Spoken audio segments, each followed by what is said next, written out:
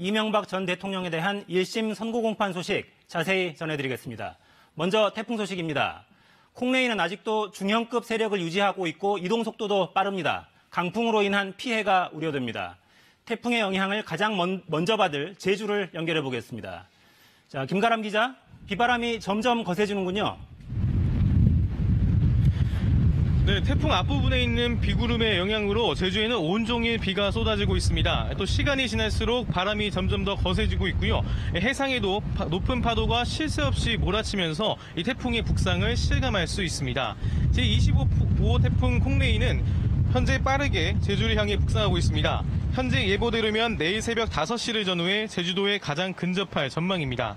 태풍 영향으로 제주 전역에 호우주의보가 내려지면서 한라산에 150mm 넘는 비가 내렸고 앞으로 시간당 20mm의 강한 비가 내리는 곳도 있겠습니다.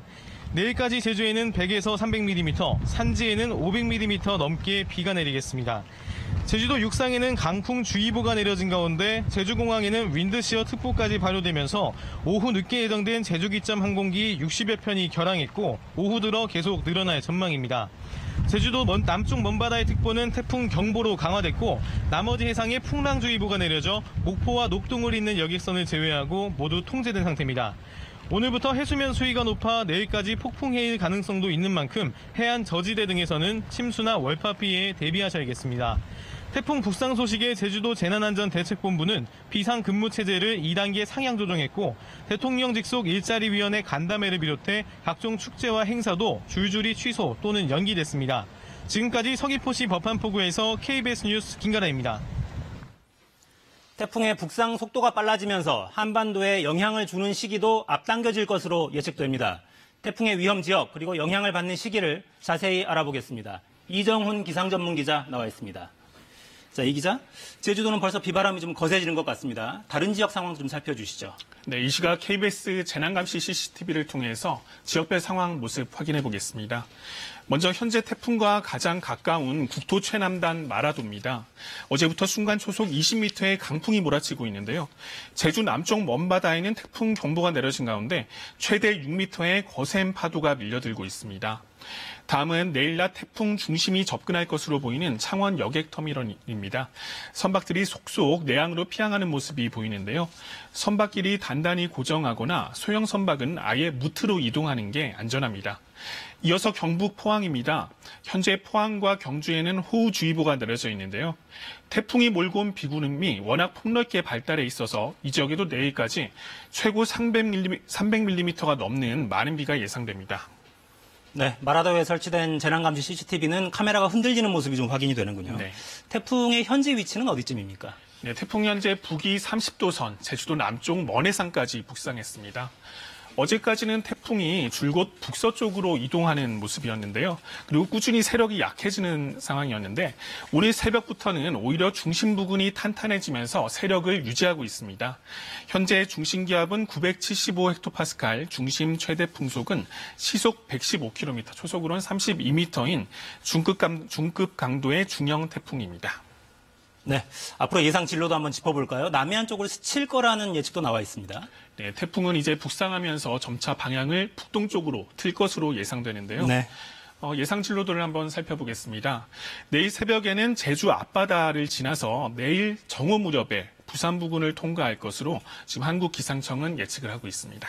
그러니까 당초 예상보다 태풍의 접근 시점, 한반도로 접근하는 시점이 좀 당겨진 거죠? 네, 지금 예보가 나올 때마다 접근 시점이 점점 더 앞당겨지고 있습니다. 그제 예보와 비교하면 부산 접근 시점이 거의 12시간 이상 당겨진 건데요. 이동 속도가 빠르다는 건 태풍 자체의 바람 속도에 더해져서 강풍의 위력을 더할 수 있는 만큼 더 주의가 필요하겠습니다. 네, 강풍의 영향을 받는 반경이 중요하니까 상륙 여부가 크게 중요하지 않을 수도 있습니다만 상륙 가능성은 어느 정도 됩니까? 네, 한국기상청은 그동안 줄곧 태풍이 상륙하지 않고 부산 앞바다를 통과할 것으로 예상했었는데요. 미국이나 일본 기상당국은 한국의 예측과는 조금 다릅니다. 먼저 일본 기상청 예보인데요. 태풍이 경남 창원 부근에 상륙할 것으로 예측하고 있습니다. 네. 이어서 미국 합동태풍경보센터의 예보를 보면 역시 비슷한 지역에 상륙할 것으로 예상하고 있는데요. 접근 시기 면에서도 차이가 있습니다. 미국과 일본 기상당국은 내일 오전 중에 남해안에 상륙할 것으로 예상을 해서 한국 기상청보다는 태풍이 보다 더 빨리 그리고 위협적인 진로를 택할 것으로 예측하고 있습니다. 네. 상륙 여부에 대한 전망은 조금씩 갈립니다만 강풍 반경은 대부분 한반도로 덮고 있어서 주의는 필요해 보입니다.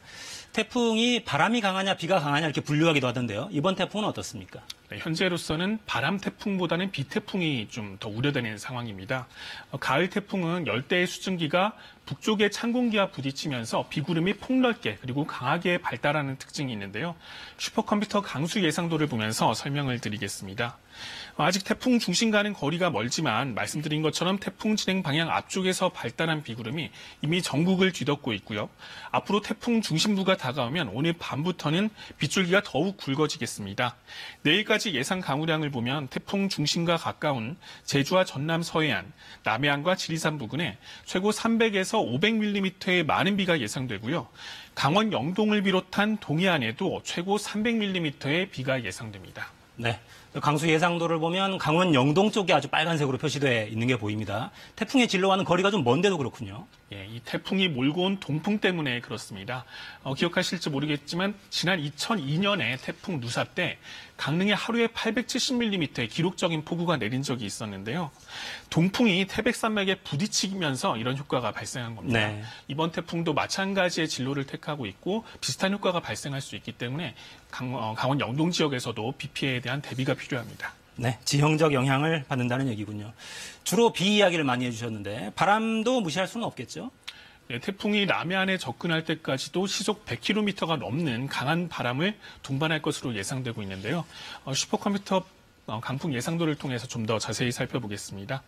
여기에 시속 40km 정도의 빠른 이동 속도가 그 태풍 중심의 시속 100km의 강풍과 더해지면은 위력을 더 키울 것으로 예상됩니다.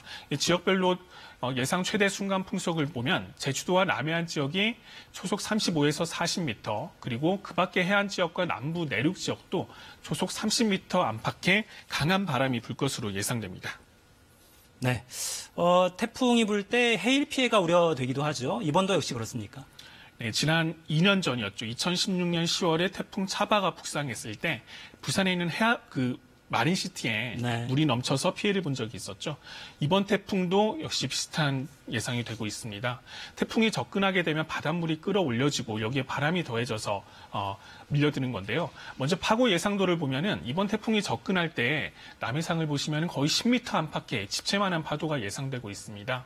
이 파도가 만조 시간대, 그러니까 더 높아진 바닷물에 바람까지 밀려들게 되면은 해안가로 밀려들게 되는데 태풍이 접근하는 시각과 남해안의 만조 시각, 내일 아침 정도가 될 걸로 보입니다. 이 시간대가 겹쳐서 이번에도 역시 폭풍의 일 피해가 우려됩니다. 만조 시각을 보시면은 대체적으로 7시 전후로, 내일 아침 7시 전후로 예상되고 있습니다. 네. 남해안 저지대에서는 침수 피해에도 대비를 하셔야겠다는 뜻이군요. 이 기자 잘 들었습니다. 네, 조금 전 말씀드렸듯이 태풍이 접근하면 해일 피해도 우려됩니다. 강한 저기압이 바닷물을 끌어올리는 데다 강풍의 파도도 높게 치기 때문입니다. 만조까지 겹치면 피해가 더 커질 수 있습니다. 태풍 해일 대비 요령 이재희 기자가 설명해 드립니다. 집채만한 파도가 순식간에 방파제를 넘어와 육지까지 밀려듭니다.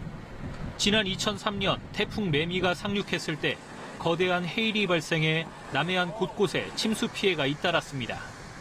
2012년 태풍 댄빈과 산바가 남해안으로 상륙할 때는 태풍 매미와 같은 큰 해일은 없었지만 남해안 곳곳에 침수 피해가 이어졌습니다. 태풍은 강력한 저기압인데다 중심기압이 낮으면 낮을수록 바닷물을 위로 끌어올리게 되는데 1m 정도까지 높아집니다.